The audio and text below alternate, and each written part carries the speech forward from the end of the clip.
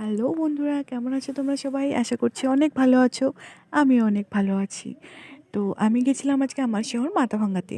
আর গিয়েছিলাম একটু কেনাকাটা করতে আরকি। কালকে যেহেতু আমি বিয়েবাড়ি যাবো, আর তার জন্য আমি একটু আমার কানে নিয়েছিলাম আর কিছু আরকি কসমেটিক্স নিয়েছিলাম। আর খোঁপায় দেওয়ার জন্য একটু গোলাপ নিয়েছিলাম। আর তারপর পাশে একটা দোকান ছিল নতুন। তো সেখান থেকে ২ টো গাছ নিলাম। একটা লিচি গাছ আর একটা হচ্ছে পেয়ারা গাছ। আর দেখো এখানে মা চিচিঙ্গা গাছ লাগিয়েছে।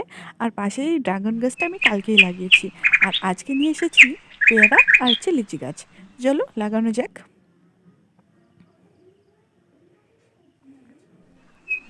আর দেখো এদিক থেকে আমি দোকানদার আমাকে বলেই দিয়েছিল যে একটু শুকনো গোবর সার লাগিয়ে দিবে, তাহলে বেশ ভালোই হবে।